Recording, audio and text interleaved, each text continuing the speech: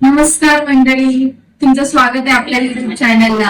आणि आज माझ्यासोबत आहेत बैलगाडा क्षेत्रातलं नावाजलेले नाव, आणि मी स्वतः त्यांच्याशी इंट्रोडक्शन करून देणार आहे. तर नमस्कार सर, आपलं नाव सांगा मला. माझं नाव नारायण धोंडे पाटील. मला शॉर्ट फॉर्म मध्ये मला इंडी शेठ पाटील या नावाने माझा परिचय आहे. ओके. आणि फॅमिलीमध्ये कोण कोण? माझी फॅमिली, माझी वाईफ आणि 5 मुली आहेत. तर मी आज इथे आलेली आहे खास तुमच्या बैलांची नावं ऐकून, आणि मला तुमच्या त्या बैलांबद्दल माहिती हवी, आणि आपल्या प्रेक्षकांना सुद्धा त्या बैलांबद्दल माहिती हवी आहे.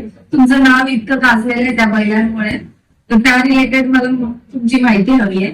तर तुम्ही इथे देश द्याल ना मला थोडीशी? हो. आणि तुमच्या फॅमिली मधून कसा सपोर्ट आहे बैलांना? नक्कीच. पहिल्या ज्यावेळेस आम्ही बैल घेतलेले त्यावेळेस समजा संपूर्ण फॅमिलीचा आम्हाला नाकार करू शकतो आपण. ओके.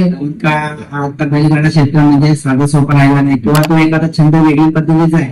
कुठल्याही प्रकारची कमाई किंवा इन्व्हेस्टमेंट नाही, कमाईचा व्यसन नाही. त्याच्यामुळे काय आमची घरची मोठी लोक वडील झाले की काय मुलांना सांगायचे की हे बरोबर नाही, किंवा तुम्ही हे खेळ खेळू नका. या बाबतीत पण ते मला बोलले नाक, माझ्या मुलांना सुद्धा तो नाव देतात, पण ते नाक चालवत चालवत आज आम्ही इथपर्यंत पोहोचलो. आज आमच्या त्याच फॅमिलीला त्या बैलांची खूप आवड आहे. अच्छा, म्हणजे फॅमिली पण सपोर्ट मध्ये आहे. आणि फॅमिली बद्दल अजून काय सांगाल की बैलांना सपोर्ट करतात, किंवा बैल कधी कधी रागीट असतात, कोणत्या बैलांचा स्वभाव आपल्याला कळून नाहीये, तर मग ते फॅमिली कसं त्याच्यासोबत डील करते? नक्कीच. आता माझ्या बैलांचे जे संगोपन जो माझे मोठे भाऊ आणि त्यांचे 2 नंबर भाऊ आणि त्यांची मुलं, म्हणजे त्यांना माझं सांगत आहे की प्रत्येक वेळेस जर बैल हा मुख्य प्राणी आहे, या मुख्य प्राण्याजवळ जाताना प्रत्येकाने विचार करून जायचे, कारण का काळजीपूर्वक त्याची दक्षता घ्यायची. कारण आज जो बैल आपल्याशी एकदम प्रेमाने वागतोय, तो कधी त्याचा स्वरूप दाखवेल हे सांगता येत नाही. त्याच्यामुळे प्रत्येक माझा भाऊ असेल किंवा माझ्या भावाची मुलं असतील, हे प्रत्येक काळजीपूर्वक काळजी घेऊनच त्या बैलापर्यंत जातात, ते प्रयत्न करतात. आणि एखादी शर्यत म्हटल्यावर नियोजन आलंच, आणि या नियोजनामध्ये 2 नाव आहेत, अजय ठोंबरे आणि सोहेल मुला. तर त्यांच्याबद्दल तुम्ही काय सांगाल आपल्या प्रेक्षकांना? अजय ठोंबरे हे माझे जावई आहेत, मिस्टर. आणि सोहेल जो मुलगा जो आहे निवडीकर, म्हणजे सरकारभूत निवडीकर, हे ज्या वजीर बैलाचे मालक होते त्याच्याकडनं मी हा वजीर घेतलेला होता. तिथपासून त्या सोहेलचे माझे एवढे संबंध झाले की माझ्या छोट्या भावासारखं माझा त्याचा संबंध आहे. त्याच्यामुळे त्याचा सोहेल तो घाटावरचा जो खेळाचा मैदान असतो तो पूर्णपणे तो तिकडला बघत असतो. आणि इकडला आपल्या मुंबई मधला जो बिंजोडचा जो बैल मैदान आहे, या मैदानामध्ये जो प्रत्येक जो नियोजन जो करत असेल त्याचे अजय ठोंबरे, म्हणजे माझे जावई. त्यांचा चांगला सपोर्ट भेटेल. त्यांच्या नियोजनाद्वारे तुम्ही पुढे जायला तुम्हाला त्याचा खूप मोठा हातभार आहे, आपण असं म्हणू शकतो. 100%. कारण का प्रत्येक गोष्टी मागे काही बघत मागायलाच करतो असं नाही, त्याला नियोजन असतो. प्रत्येक नियोजन मध्ये बैलगाडा सुट्टी मेकर पासून तर जॉकी पासून तर आपलं नियोजन करणारा प्रत्येक गोष्ट म्हणजे, आणि इतर मुलांचा पण जो आपल्याला सपोर्ट आहे तो असणे गरजेचं आहे. कारण प्रत्येक वेळेस गाडा मालक त्या गाडीच्या बरोबर नसतो. बरोबर. आणि तुमची 3 बैल आहेत, नावाजलेली 3 बैल. नावाजलेला बैल म्हणजे रायफल. आणि तुम्हाला टायगर कडून मग काय अपेक्षा आहेत आता पुढे? टायगरचा आज जर मी आता तुम्ही बघताय तर टायगरला मी आता इथे मुरबाड मस्सा मुंबई यात्रेला माझ्या फार्म हाऊसला आणलेला आहे, आयशा फार्म हाऊसला आणलेला आहे. आणि प्रत्येक जण त्याला बघून एकदम खुश होतो. कारण का टायगर पुढे एवढी अपेक्षा की मला तर वाटतं रायफल जाऊन त्यांनी रेकॉर्ड तोडायला पाहिजे, हे म्हणून तुझी अपेक्षा. हो, नक्कीच तोडेल. मग त्याची तयारी असेल तर नक्कीच तोडेल. आपल्या प्रेक्षकांना तेच जाणून घ्यायचंय की रायफल आता रिसेंटली पुसेगाव मध्ये हिंदकेसरी झाले, तर त्याबद्दल तुम्हाला काय वाटतं थोडंसं सांगा. खूप आनंद वाटतो. कुशेगाव मैदान हा माझ्यासाठी खूप म्हणजे आनंदी दिवस असतो. कारण मागील वर्षी आम्ही नवीन तिथे गेलो होतो, नवीन गाड्या मालक आम्ही तिथे गेलो होतो, आणि त्या कुशेगाव मैदानामध्ये सेवागिरी महाराजांचं जो मैदान पारंपरिक मैदान, त्यावेळेला मला 76 वर्ष होता. यावर्षी 77 वर्ष, 76 वर्षापूर्वी आम्ही नवीन गेलेलो, आणि आम्हाला वाटत होतं की आमचा रायफल कमी त्या गटपात जरी झाला तरी आम्हाला खूप आनंद, म्हणजे फायनलसारखा आनंद घेता आला घेऊ असं आम्ही एक विचाराने गेलो होतो. परंतु आमच्या रायफलने त्या वर्षी मागील वर्षी गट खुल्ला पास केला, सेमी पण खुल्ला पास केला, आणि फायनलला आम्ही राहिलो. खूप आनंद वाटतो.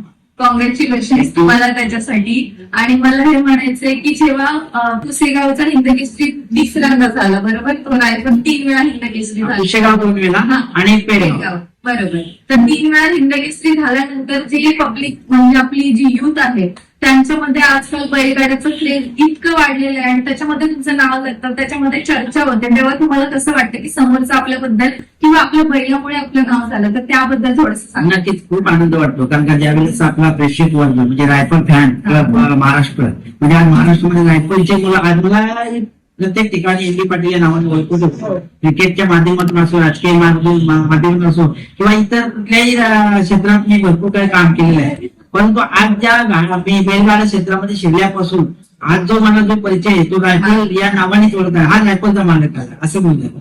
रायफल बद्दलची जी भावना आहे ती कुणीही म्हणजे कम्पेअर नाही करू शकत कोणासोबतही.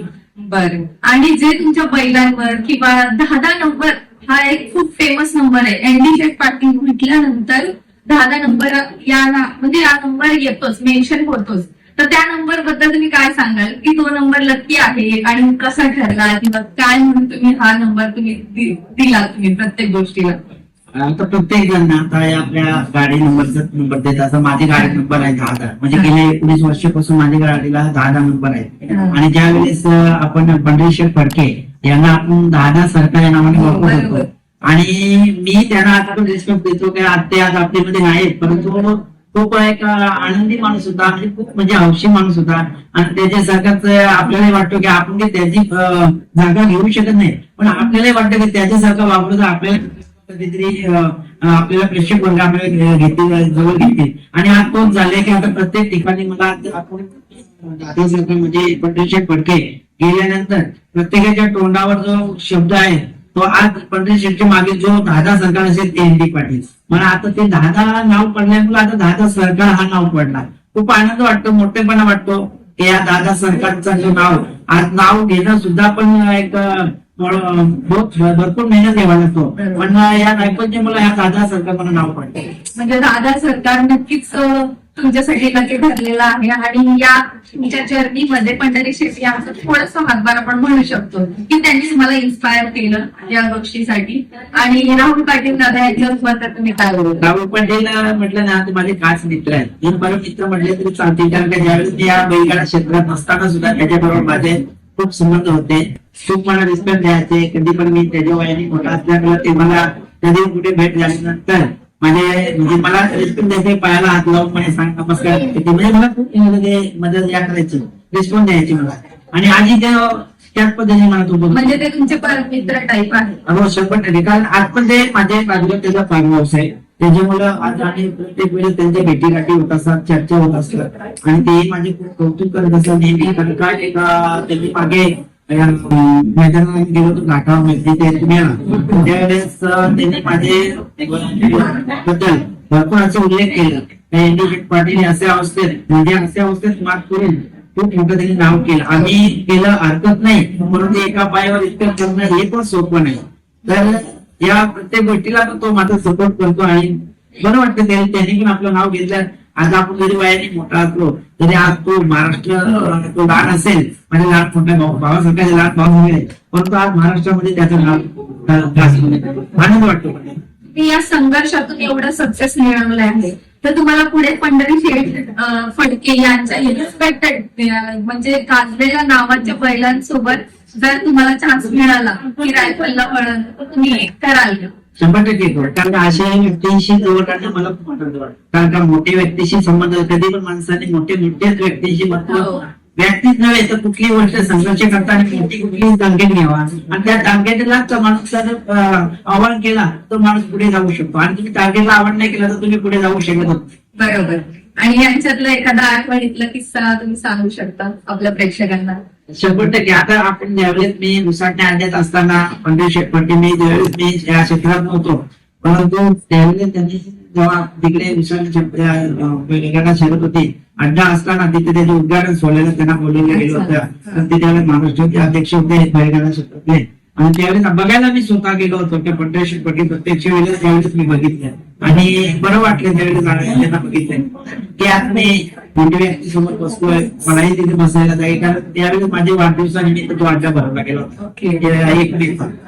1 मे या दिवशीची आठवण आहे जी सरांनी आपल्या प्रेक्षकांसोबत शेअर केली. आणि मला खूप आनंद वाटतो की तुम्ही या छोट्या छोट्या गोष्टी आमच्या प्रेक्षकांपर्यंत पोहोचवताय.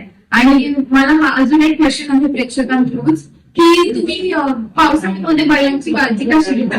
पावसाळ्यात आम्ही खरं सांगायचं मुंबईमध्ये जास्ती पाऊस असल्यामुळे आपण पावसाळ्यात बैल आपली घाटावर असतात म्हणजे Okay. निवडीला असतात. तर आपण तिकडे सोयीला आपले बैल असतात आणि आपण तिकडे तो सोयल जो आहे तिकडे पाऊसही कमी असतो आणि तो आपले स्वतःची बैल समजून आपली तो काळजी घेत असतो. खूप आनंद वाटतो त्याच्याबद्दल सांगायला मला इतका आनंद वाटतो ना की मी बघितलं खूप असे बैल जे घाटावर बैल ते पाठवतात आणि असे मालक मी पहिल्यांदा सोयमुलला बघतोय की आपले स्वतःच बैल आहेत असं समजून तो बैलांची देखरेख करत असतो. आणि आज पण तुम्ही पाहता असू दे आपल्या रायफल असेल वजीर असेल किंवा टायगर असेल त्याचे जी बघितले ना पोझिशन तर आज पण सगळ्या आज पण घाटावरच असतं. बैल नाही, वाघ आहे.